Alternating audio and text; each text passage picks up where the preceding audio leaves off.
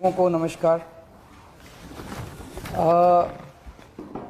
दिल्ली हमारे देश की राजधानी है और राजधानी में हमारा जो ट्रांसपोर्ट सेक्टर है, हमारी कोशिश है कि वो वर्ल्ड क्लास होना चाहिए। दुनिया के जो सबसे विकसित देश हैं, हमारे देश का ट्रांसपोर्ट सेक्टर, हमारे देश की राजधानी का ट्रांसपोर्ट सेक्टर उसके कंपेरेबल होना चाहिए। दिल्ली में ट्रैफिक बहुत ज़्यादा है।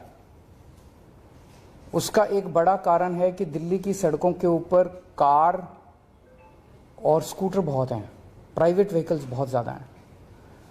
अगर हमें कार और स्कूटर पे ट्रैवल करने वाले लोगों को पब्लिक ट्रांसपोर्ट पे लेके जाना है, तो हमें पब्लिक ट्रांसपोर्ट को कंफर्टेबल, सेफ और टाइम के अकॉर्डिंग चले, ये हमें इंश्योर सुनिश्चित करना होगा।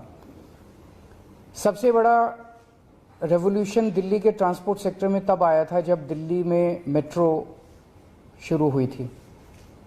बहुत सारे ऐसे लोग जो मिडिल क्लास के लोग हैं, इवन अपर मिडिल क्लास के भी लोग हैं, उन लोगों ने अपनी अपनी गाड़ियां छोड़ के और मेट्रो से जाना शुरू किया। इससे दिल्ली की सड़कों पे काफ़ी व्हीकल्स की कमी आई थी। लेकिन धीरे धीरे over a period of time, अब मेट्रो को भी 22-23 साल हो गए, 25 साल हो गए, धीरे धीरे दिल्ली की सड़कों पे फिर से ट्रैफिक बहुत ज़्यादा बढ़ गया है। मेट्रो खचाखच भर गई हैं, जिसकी वजह से एक रिपल्सिव इफेक्ट है कि जिन लोगों ने मेट्रो में जाना शुरू किया था, मेट्रो में जगह नहीं मिलती, बैठने की जगह नहीं मिलती, खचाखच भरी रहती है, वो आराम नहीं है। सो वापस लोग अपनी गाड़ियों पे आ गए, वापस लोग अपने स्कूटर पे आ गए। दिल्ली में बसें हैं, दिल्ली की डीटीसी की बसें हैं, क्लस्टर बसें हैं। वो बसेस लोअर मिडिल क्लास तक इस्तेमाल करते हैं लोग। बसेस एसी बसेस भी हैं, लेकिन बसेस में सीट की कोई गारंटी नहीं है, वो वाला कंफर्ट नहीं है जो एक अपर मिडिल क्लास या मिडिल क्लास एक्सपेक्ट करता है। उसको देने के लिए एक स्कीम के ऊपर हम पिछले 4-5 साल से काम कर रहे हैं। प्रीमियम बसेस हम लाने की कोशिश कर रहे थे दिल्ली में। ये अपनी तरह का पहला एक्सपेरिमेंट है पूरे देश के अंदर। इस तरह की प्रीमियम बसेस पूरे देश में कहीं एक स्कीम के तहत कहीं नहीं चलाई गई हैं। इसको एक स्कीम बनाई है हमने, Delhi motor vehicles licensing of aggregate premium buses scheme, aggregator. तो प्रीमियम बसेस के एग्रीगेटर स्कीम हम लेके आ रहे हैं।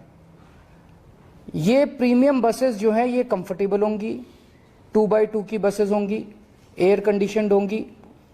इनके अंदर बसों में वाईफाई होगा, जीपीएस होगा, सीसीटीवी होगा, पैनिक बटन होगा, और सीट की बुकिंग जो है वो ऐप बेस्ड या वेब बेस्ड होगी। कोई भी खड़ी सवारी अलाउ नहीं की जाएगी, आपको शर्तिया तौर पे सीट मिलेगी। इस किस्म की स्कीम पहली बार लाई जा रही है और इसमें हमारा मकसद पूरा का पूरा ये है, ये टारगेट किया जा रहा है मिडिल क्लास और अपर मिडिल क्लास को, जिनकी पेइंग कैपेसिटी है, जो अपने कंफर्ट के लिए पे कर सकते हैं, रोज अपनी कार लेके जाते हैं, कार का पेट्रोल खर्च करते हैं। लेकिन अगर उनको ऑप्शन मिलेगा कि एक बस है जो कि कंफर्टेबल है, तो हो सकता है, हम उम्मीद करते हैं कि बहुत सारे लोग अपनी कार छोड़ के और बसेस की तरफ शिफ्ट करेंगे।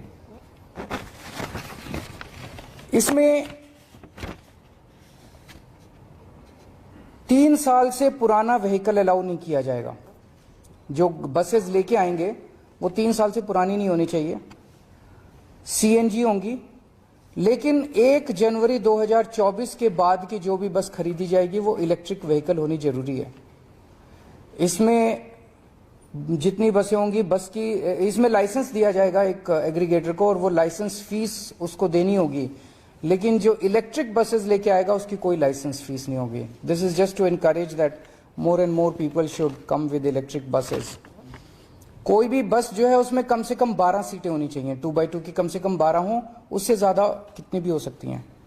एक एग्रीगेटर कम से कम 50 बसेस लाइसेंस मिलने के बाद, लाइसेंस अप्लाई करेगा, लाइसेंस मिलेगा, लाइसेंस मिलने के 90 दिन के अंदर उसको कम से कम 50 बसेस ऑपरेट और मेंटेन करनी होंगी। सबसे खास बात इस स्कीम की यह है कि रूट्स हम नहीं देंगे, रूट्स एग्रीगेटर हर बस के खुद डिसाइड करेगा ऑन द बेसिस ऑफ जहां ज्यादा ट्रैफिक है वहां पे ज्यादा बस चलेंगी, तो ऑब्वियसली जहां वहां ज्यादा बस चलेंगी तो वो ट्रैफिक ईज होने में मदद मिलेगी। तो वो रूट्स खुद डिसाइड करेगा, खुद सेलेक्ट करेगा, हमें इन्फॉर्म कर देगा, दिल्ली सरकार को केवल इन्फॉर्म करेगा। फेयर भी वो खुद डिसाइड करेगा, मार्केट डिसाइड करेगी फेयर। हमारी एक ही शर्त है कि डीटीसी का जो फेयर है उससे ज्यादा होना चाहिए। ऐसा ना हो कि डीटीसी से कम फेयर, इसके डीटीसी से ज्यादा फेयर होना चाहिए। बाकी उसका जो भी है, जो मार्केट फेयर देने के लिए तैयार है वो फेयर चार्ज कर सकता है। जैसे मैंने कहा, केवल मोबाइल से या वेब बेस्ड बुकिंग होगी, ऐप बेस्ड या वेब बेस्ड बुकिंग होगी, सीट्स आपको शर्तियां मिलेगी और सारी पेमेंट्स डिजिटली करनी होंगी।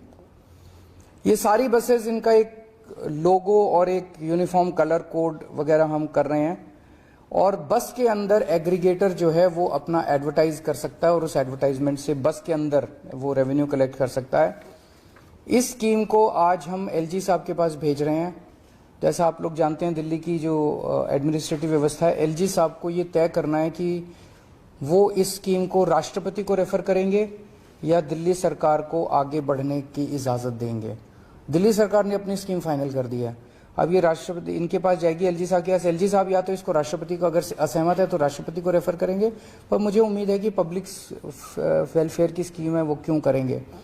दूसरा, एलजी साहब से आने के बाद इस स्कीम को हम पब्लिक फीडबैक के लिए हम इसको 1 महीने के लिए वेबसाइट पे डालेंगे, ताकि जनता जो भी फीडबैक देना चाहे जनता फीडबैक दे, और जनता के फीडबैक के आधार पे अगर कुछ माइनर चेंजेस इसके अंदर करने हुए तो चेंजेस करके इसको जल्द से जल्द लागू किया जाएगा।